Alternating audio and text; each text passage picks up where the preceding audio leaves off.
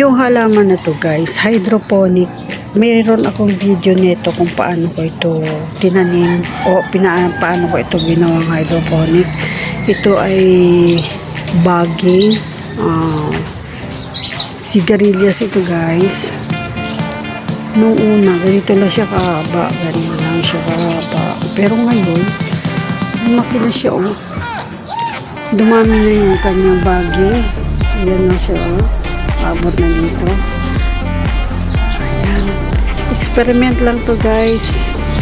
Tinitignan ko lang kung pwede siyang maging hydroponic. Ayan.